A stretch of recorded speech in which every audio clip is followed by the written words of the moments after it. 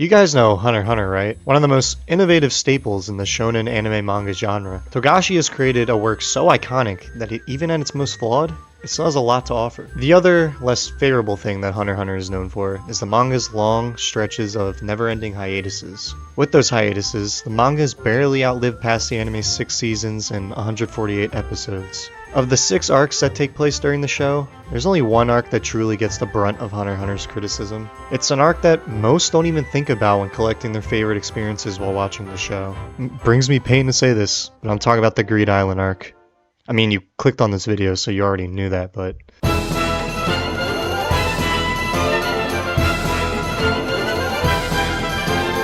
Greed Island is an oddity, even for the world of Hunter x Hunter. It is without a doubt a training arc, but I'll get to that later as I want to lay some groundwork as to why Greed Island is the perfect training arc you could possibly get, and why it works so well even in the world of Hunter x Hunter. To be clear, I don't really think there's even a single weak moment in the series. I cannot speak on the manga that occurs after the anime. I do have all the currently physical releases in English, but I'm too scared to read them knowing that there might not ever be an ending to this upcoming story. So with that out of the way, Greed Island.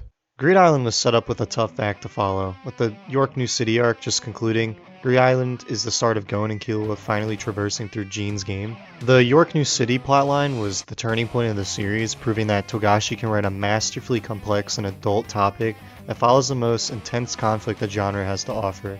Coming off of that high, Greed Island looks nothing more than an outlier of the series. Gon and Killua set a goal of completing the game, hopefully finding a way to get closer to Jean. They spend a lot of time in this foreign world, which ends up being revealed to be an island in the real life. During Greed Island, our main duo meet an array of characters, but none as important as Bisky. Biscuit Kruger is a huge influence on the boys, as she reveals that she was Wing's instructor, the man who taught Gon and Killua Nen in the Heaven's Arena arc. Bisky becomes their trainer to help them learn Nen on a deeper level and start to develop their moveset. All of this is pretty box standard for a shonen anime, but now I want to focus more on the game itself in Greed Island, as it is a huge factor as to why this training arc works so well. Jean of course made this game with the intent of Gon playing it. The game was nothing more than a cool thing to allow his son to develop more as a hunter. Why do I think this, you ask? Well, in the game, the goal is to collect every single unique type of card and completely fill your binder. Cards are certain actions, spells, or summons that get completely discarded on use. These cards aren't magic.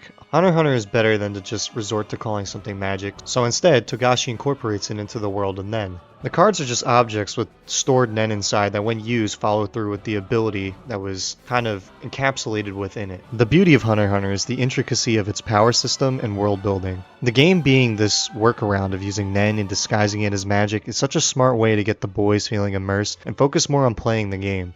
To shift back on Gon and Killua, at this point in the story neither of them have developed their own Nen abilities, so combat this far has been pure athleticism and using the basics to heighten their senses. What I love about the conflict in Hunter x Hunter is that it can go in any direction. This is a series where wit topples strength or any OP ability one may have. There is always a chance that a weaker character can pull out on top if they know how to correctly approach any situation. There is no power scaling in Hunter x Hunter except for a few instances, and Nen abilities can be anything and lead to the most interesting battles where the most specific and circumstantial abilities feel viable. When a time crunch is set upon Gon and Killua, Bisky exclaims that in order to beat Genthru, the main antagonist, they must strategize and come up with a plan because there's not enough time for them to develop their abilities in a way to beat them in pure combat. With these cards at their hand, it is the perfect warm-up for them to strategize with the utility at their disposal and fight a strong game of wit.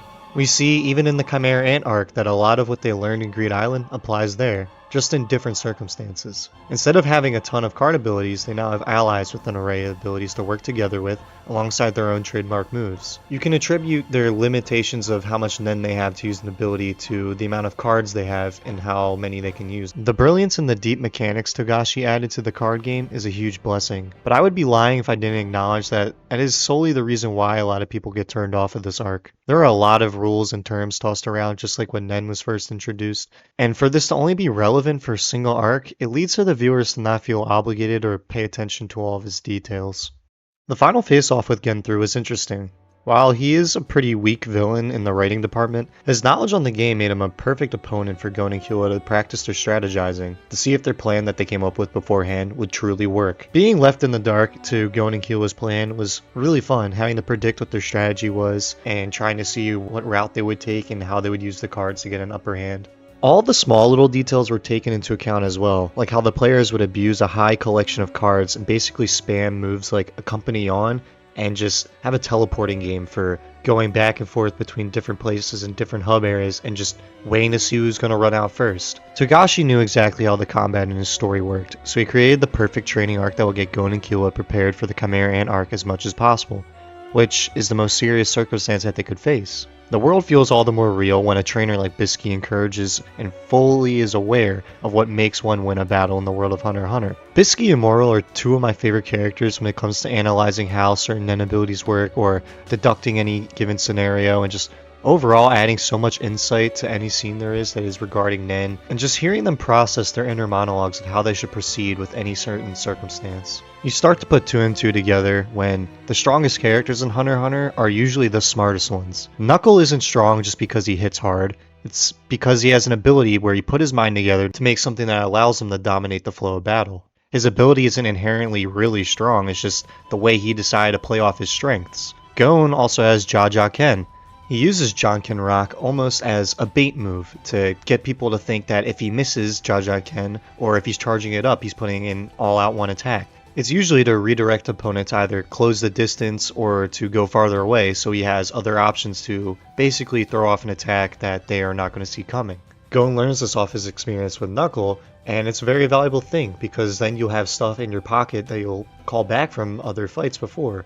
If something is a surefire strategy to work, characters will not hesitate to reuse it. But that is rarely ever the case because every ability in Hunter x Hunter is so very unique that when fighting a new person, you almost always have to think of a new strategy to account for what you're facing off with. And I think it's really interesting that even the villains also get caught off guard because they're going into a blind battle as well. They rarely ever know what the main protagonists are doing. Circling back to Greed Island, it gives Gon and Killua the tools that they need to improve their battle IQ, showing that an ability will not carry you to victory, but it's the way you use it or the way you create new abilities to help fill in the missing pieces of your strategy or even your physical capabilities. We even see that in Gon's final blow to Genthru, it's mainly because of his surroundings that he's in, as he was able to fake out Genthru with a pitfall trap to suspend him in air and land the final blow. This is a really fun fight for balance to have the upper hand weighed in your favor. I think the sports segments also enforce this idea that every battle is a game revolving around strategy, teamwork, and leverage. Gon and Killua get more of an active role in Greed Island now that they can actually put more into the playing field instead of relying on others. Their encounter with the Phantom Troop would not have gone well if it was just the two of them, and all that they managed to do was because of, like I mentioned earlier, with the villains not really knowing their whole shtick and being able to catch them off guard from time to time. Gon is a completely fresh slate at the beginning of the series, and I think Greed Island shapes him the most out of any arc in the series. This show is my favorite anime of all time. It's a journey through this perfectly imagined world that gives insight into Togashi's real-world thoughts and experiences. He gives commentary through the story that Gon is having. The story isn't about him fighting his way through the final villain, but it's to get to his dad. His dad wanted him to find that experience that he had when first becoming a hunter, journeying through everything, because it's not about the destination of him finding Jean, but it's about Gon experiencing everything in between to make him worthy enough to meet back up with his dad and recount all the stories to him, because that's ultimately what he wants to hear, to pay it back to him, as that's what he used to do when Gon was younger. The world of Hunter x Hunter can be really cruel, and Gon is the perfect negative to this. He's super optimistic and can find almost hope in anything. Gon is definitely smarter than he leads on. He likes to keep his inner thoughts to himself, but he can fully grasp a situation. While he is a kid and maybe it isn't fully inherently clear to him what's happening all the time, he's definitely more aware than he leads on. When things need to be accomplished, he will put all of his effort in. And I believe the Greed Island arc is just a really good stepping stone for him finding his way into this more mature path of putting aside a part of his journey for the faith of his friends or just to be able to go on in the best interest of everyone. Greed Island is far from bad. In fact, I thought it was pretty good. And I can see why people think it is not the best of Hunter x Hunter has to offer, and it is probably my least favorite arc as well, and I totally agree where people are coming from. Most people don't even see Greed Island as a training arc, and it's masked pretty well within the confines of the story, but ultimately I think it is the most training and experience that the characters Gon and Killua have ever had in the whole series. While the stakes aren't as high as the York New City arc or the Chimera Ant arc, which is kind of a global scale phenomenon, their stakes are still pretty high in Green Island because if they don't beat this game, that is the biggest opportunity they have to progress in finding his dad. Not anything can be solved with a fight in the real world and even in Hunter x Hunter, and I think Greed Island perfectly shows off that message. It wasn't until rewatching the Greed Island arc with my mom, because she was going through the series for the first time on her own. Shout out mom, you're goated. I can't believe you're actually watching this. It made me realize how much Greed Island offers to the story as a whole, and while it's not good on its own segmented, when binging the whole series together, it just fits so perfectly with the downtime that we really needed between York New City and Chimera Ant. So yeah, Greed Island is good, it's banging, and it is a training arc. I will not hear otherwise. Do with this information what you want. I don't know anymore. Alright, see ya. Bye.